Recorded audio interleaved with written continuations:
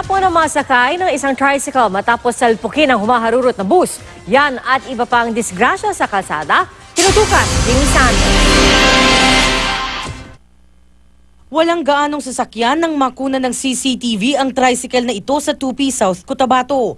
Pero nang lumiko sa gitna ng kalsada, bigla itong nabangga ng humaharurot na bus. Sa lakas ng impact, tumilapon ang tricycle sa kanang bahagi ng highway.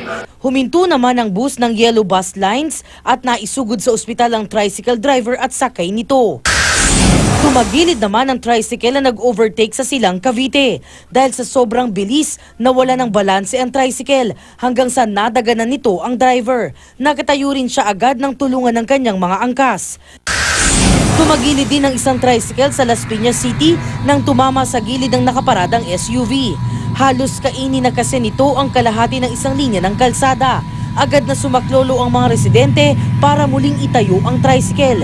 Wala namang nasaktan sa insidente.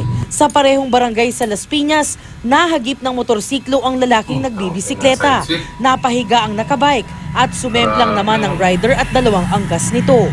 Nakatayo pa pero iika-ika na ang nakabike matapos ang insidente. Paalala ng barangay sa mga motorista, hinay-hinay sa pagmamaneho para di madisgrasya. Sa Marcos Highway naman sa Pasig City, isang rider ang sumemplang ng masagi ng kotse. Pero sa halip na huminto at tulungan ng rider, dumiretso lang ang driver at tumakas. Tinakasan din ng rider sa Novaliches, Quezon City ang nabangga niyang babae na nasa tama namang tawiran. Sinubukan pang habulin ng may-ari ng dashcam ang salarin pero di na nila inabutan ng maipit sa traffic. Jamie Santos, Nakatutok, 24 Oras.